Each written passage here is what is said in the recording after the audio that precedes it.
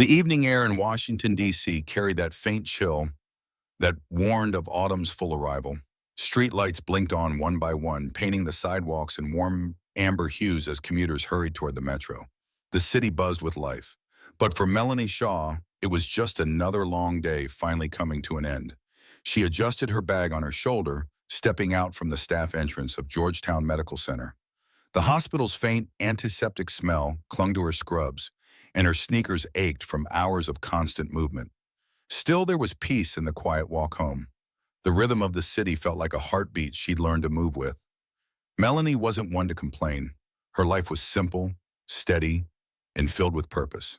She lived with her mother Grace and younger sister Lily in a modest brick apartment near DuPont Circle. Her mother always said she'd been born with a healer's hands, and she carried that truth proudly. But beneath her calm, professional smile, Melanie kept something locked away, the memory of a love that once shattered her trust. It had taken her years to rebuild herself, to learn that caring for others didn't mean letting herself be broken again. These days, she poured all that tenderness into her patients instead. She walked faster as a light drizzle began to fall. The street shimmered with reflections of neon signs and car headlights. She was about to cross near DuPont Circle Park when she noticed a small crowd gathered by a bench beneath a flickering lamppost. People were murmuring, phones raised, unsure of what to do. Her pulse quickened.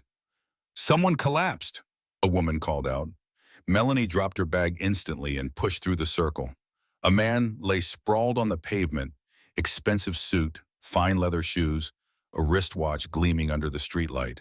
His skin was pale, lips slightly blue. "Sir, can you hear me?" she said, kneeling beside him. No response. She felt for a pulse, faint, erratic. "Call 911, she told the nearest bystander, her voice steady and firm. Then she tilted the man's head back, checked his airway, and began CPR. Her palms pressed against his chest, counting rhythmically. 1, 2, 3, 4. The drizzle turned heavier, but she didn't stop. Her hair stuck to her forehead, her scrubs soaked through, yet she moved with practiced precision. When the man gasped faintly, she almost cried out in relief. Sirens wailed in the distance. "Hang on," she whispered, leaning close. "You're going to be okay." The ambulance arrived moments later, red lights reflecting on wet asphalt. Paramedics rushed out, and Melanie gave them a quick summary of his vitals. One of them looked at her curiously. "You're from Georgetown Med, right?" She nodded, stepping back as they lifted the man onto a stretcher. "I'll ride with you. I'm a nurse." Rain pattered against the ambulance windows as they sped through traffic. Melanie watched the monitor, silently praying. For reasons she couldn't explain, something about this stranger stirred an ache inside her, a sense that this night would change more than just his life. At the ER, the staff moved with urgent efficiency. Melanie helped stabilize him until a doctor took over. When she finally stepped aside, she caught her first real glimpse of him under the bright hospital lights. He was handsome in a quiet, refined way, sharp jawline, streaks of gray in his dark hair, the kind of man whose presence commanded a room even while unconscious. When the attending physician approached her, his tone held surprise. "Do you know who that is?" Melanie shook her head, wiping rain from her cheeks. "That's Dominic Santoro. Some people know the name." Her brows lifted slightly. She'd heard whispers before, on news segments in hushed conversations, but she'd only seen a man who had stopped breathing on a sidewalk, not a symbol of power or wealth. "Well," she said softly, "tonight he was just someone who needed help." Hours later, the hospital had quieted. Melanie sat in the corner of the recovery room, charting notes for the attending team. Dominic Santoro lay still but stable, connected to monitors that beeped steadily. When he stirred, his eyes fluttered open, dark, clouded with confusion. Where am I?" he rasped. "Georgetown Medical," she said gently, stepping closer. "You collapsed, but you're safe now." He blinked slowly, studying her face as if trying to remember something. "You were there." She smiled faintly. "Yes, you gave us quite a scare, Mr. Santoro." He exhaled shakily, the ghost of a smile touching his lips. "Then I suppose I owe you my life." "Just doing my job," she said, though her voice softened at his tone. He looked like a man used to control, yet now he seemed oddly vulnerable. a quiet strength beneath exhaustion. Before she left, she scribbled a short note and placed it on his bedside table, wishing you a speedy recovery. Nurse Melanie Shaw, then she walked away, unaware that her name would echo in his thoughts long after she was gone. Back at home, Melanie's mother and sister were still awake, sitting in the living room. There she is, our night shift hero, her mom teased, waving the TV remote. We heard about that man who collapsed near DuPont Circle. You were there, weren't you? Melanie chuckled, kicking off her wet shoes.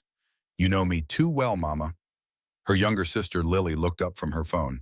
Did you really save someone important? Melanie rolled her eyes. I didn't even know who he was. Everyone's life matters the same. Her mom smiled approvingly. That's exactly why you're so good at what you do. Melanie smiled but stayed quiet. When she finally lay in bed that night, the city's hum fading beyond her window, her mind wandered back to the man's face, pale under the streetlight, his hand clutching hers just before he was lifted into the ambulance. Why couldn't she stop thinking about him? The next morning, Dominic Santoro woke in a private room surrounded by machines and silence. Rocco, his right hand for 15 years, stood near the window, arms crossed, watching the street below with the vigilance of someone who never truly rested. Sir, Rocco said, turning when he heard movement, you collapsed near DuPont Circle. Doctors say it was exhaustion and dehydration. Nothing life-threatening. Dominic frowned faintly, his voice rough. How did I even get to the hospital? Rocco hesitated. Apparently a nurse found you, performed CPR before the ambulance arrived. He handed over a small folded note. Dominic unfolded the paper. The handwriting was neat, graceful. Wishing you a speedy recovery. Nurse Melanie Shaw. His thumb brushed the ink light to him. Melanie Shaw, he murmured, the name settling on his tongue like a secret worth keeping. She didn't leave any contact information, Rocco said. No, Dominic said quietly, eyes tracing the words again. She wouldn't. He leaned back against the pillows, staring at the sterile ceiling. He'd spent years surrounded by people, associates, advisors, those who owed him favors, yet rarely anyone who made him feel seen. But the memory of her calm voice, the steadiness in her eyes as he faded in and out of consciousness, stayed with him like an anchor. For the first time in a long while, Dominic Santoro, a man who could make problems disappear with a phone call, felt something he couldn't explain. Gratitude, curiosity, and an odd warmth that refused to fade. A few days later, Melanie walked through the hospital corridors, clipboard in hand, checking patient charts. The morning sun filtered through the tall windows, painting golden patches on the floor. Darlena Cruz, her colleague and closest friend, leaned against the nurse's station. Hey, superhero, how's your mysterious patient? Melanie laughed. You're never going to let that go, are you? Not when the whole hospital's buzzing about it. Elena grinned. He apparently sent flowers to the ER. Melanie raised an eyebrow. Really? Maybe you made quite an impression. Melanie brushed it off, though her cheeks warmed slightly. I just did what any nurse would do. Still later that afternoon, as she walked past the hospital lobby, she froze.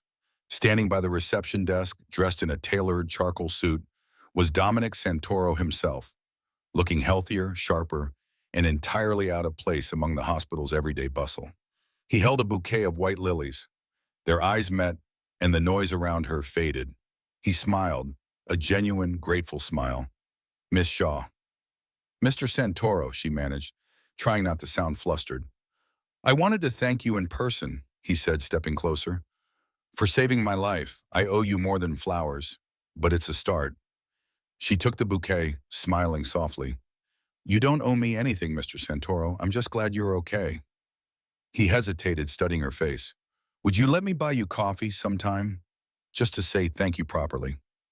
Melanie's instinct was to decline. She'd learned long ago not to blur lines between her work and personal life.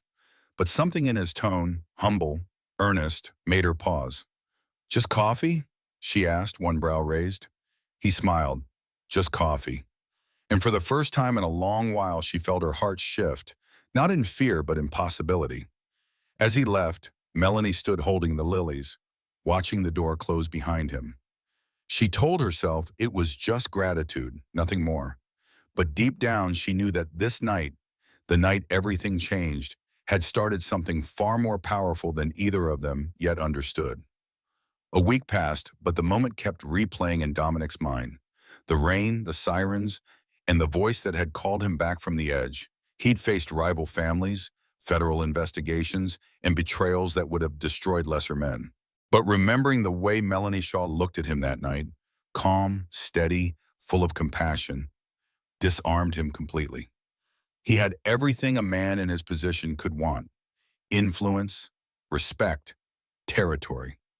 Yet lately his life had felt hollow, a series of meetings, negotiations, and quiet dinners alone in a mansion too large for one person. Until that nurse appeared. He wasn't sure if it was gratitude or something deeper, but he knew one thing: he needed to see her again. The lobby of Georgetown Medical Center was bustling with the usual Monday morning rush.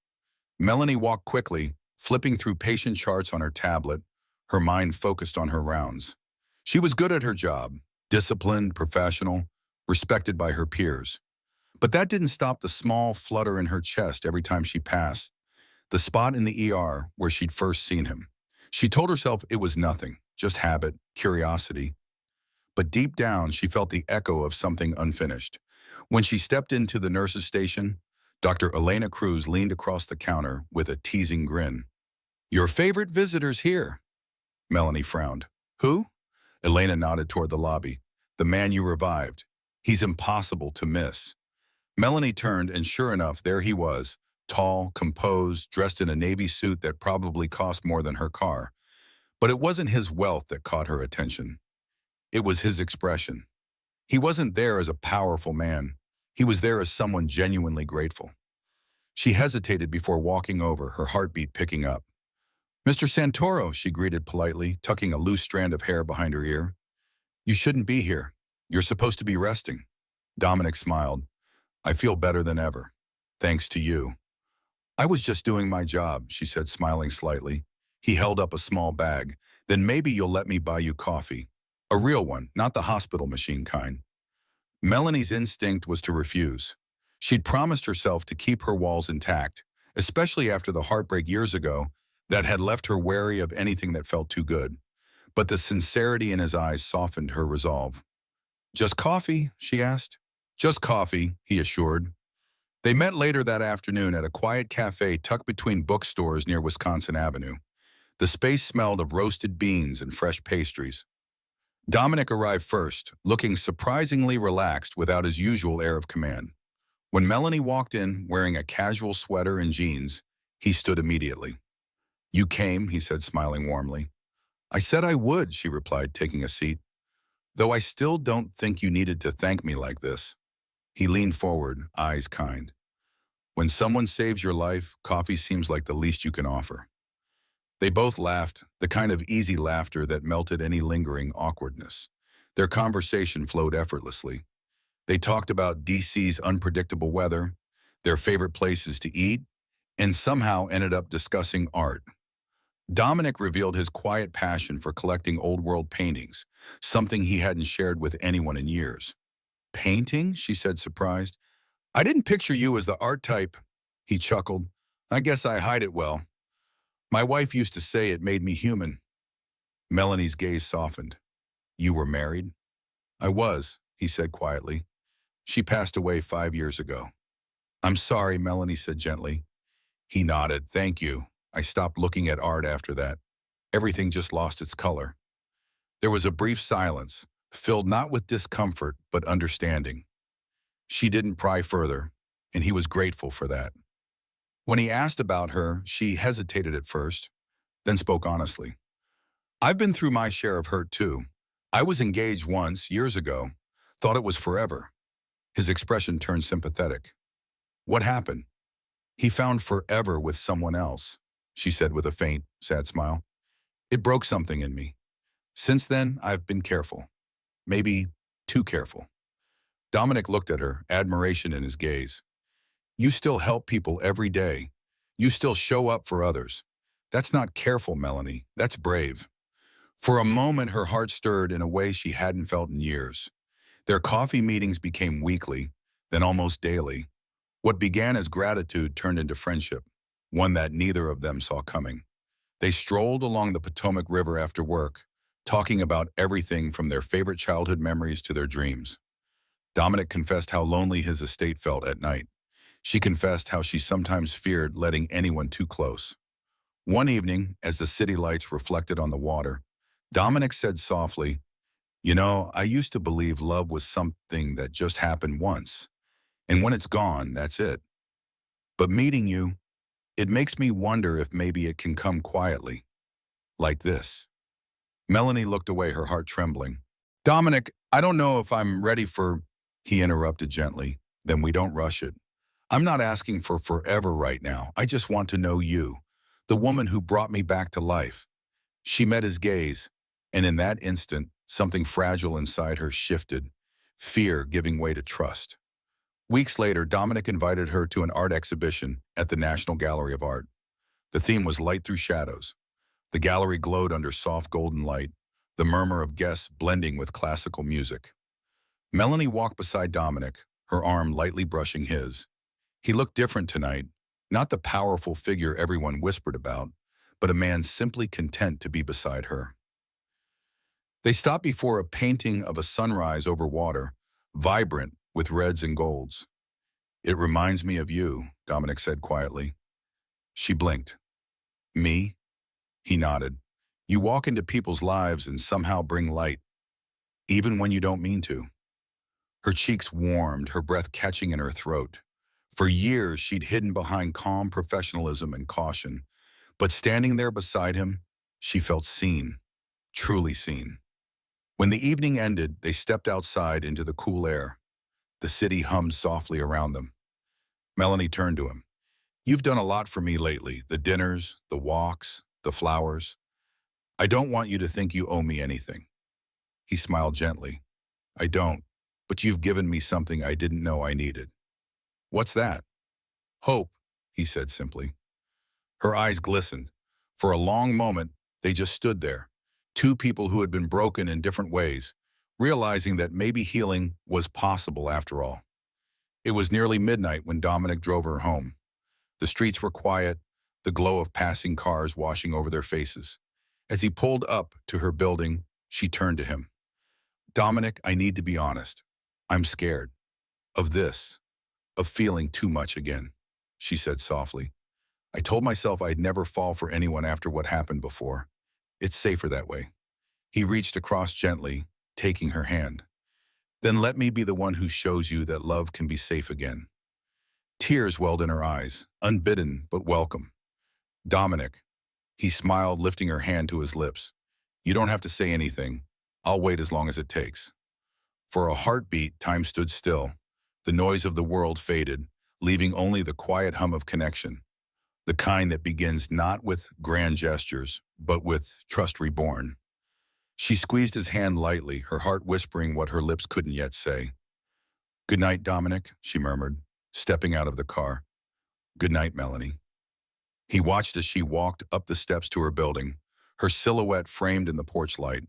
When she turned once more to smile before going inside, he knew his world had color again. The sun dipped low over Washington, painting the skyline in molten gold as Melanie stood by her apartment window, her heart pounding in disbelief. On the small velvet box in her hand glimmered a diamond so brilliant it seemed to hold starlight. "Melanie Shaw," Dominic had said earlier that evening, his voice trembling with sincerity.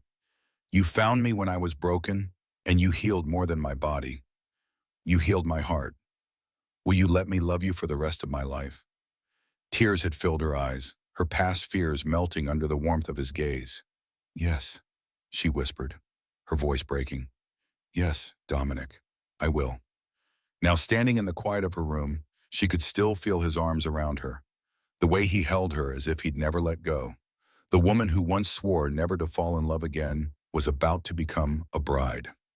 2 months later, Washington buzzed with quiet excitement. The wedding of Dominic Santoro was the talk of certain circles, whispered about in rooms where his name carried weight. But behind all the speculation was something deeper, more genuine. A love story born from compassion, not calculation.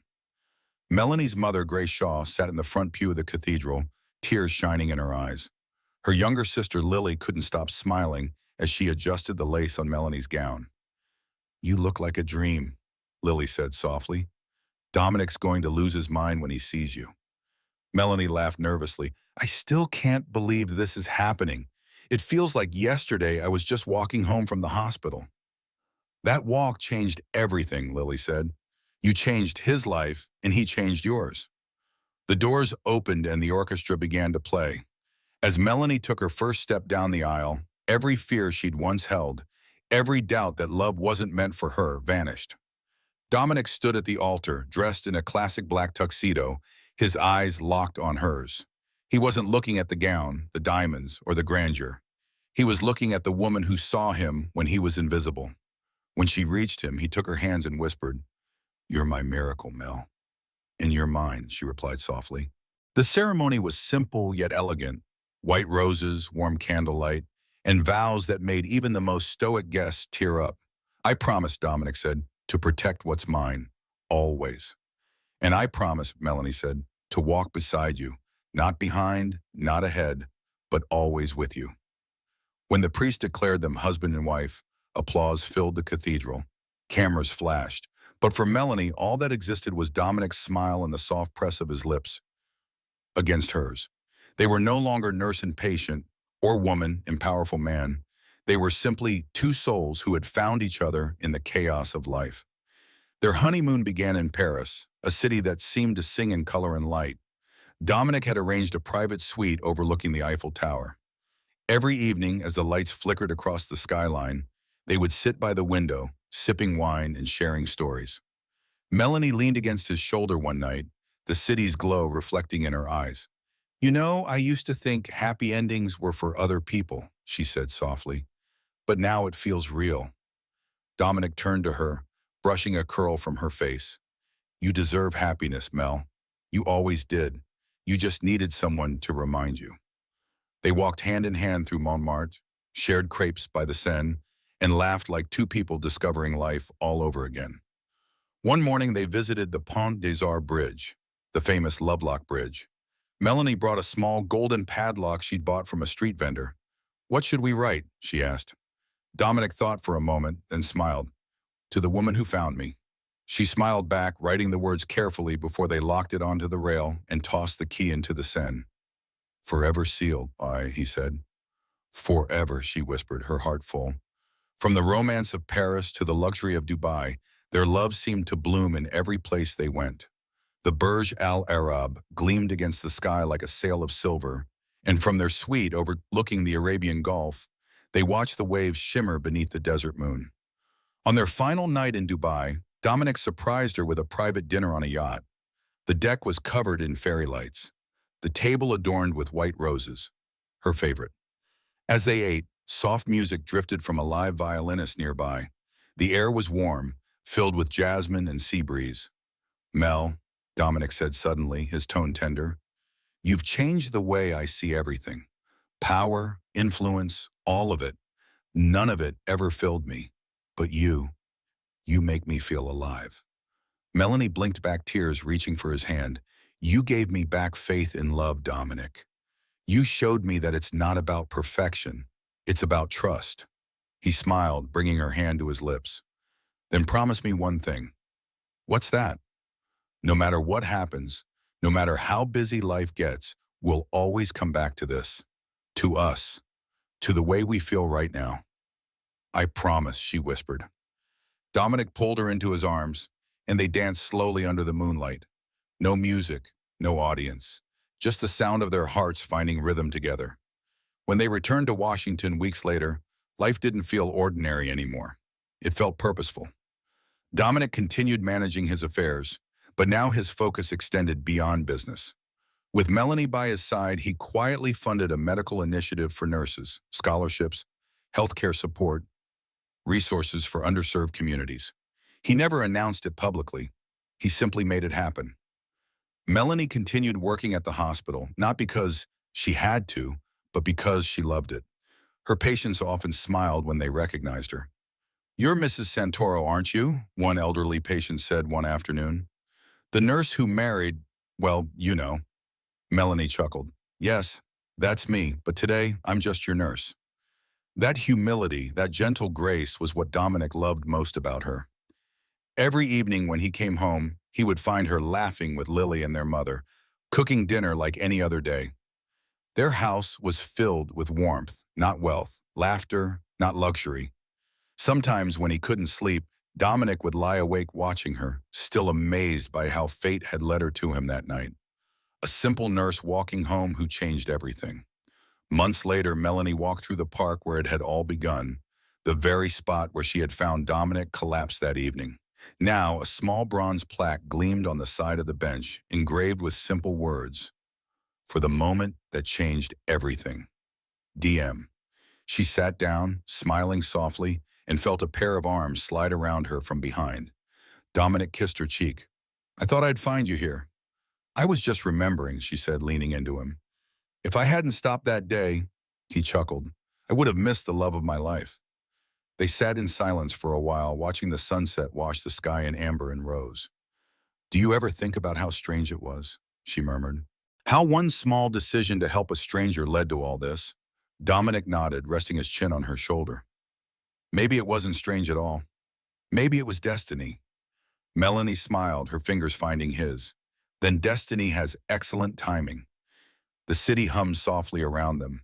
But in that small corner of Washington, time seemed to stand still. Just a nurse and a man who'd learned that power meant nothing without someone to share it with. Two hearts intertwined forever by the simplest act of kindness.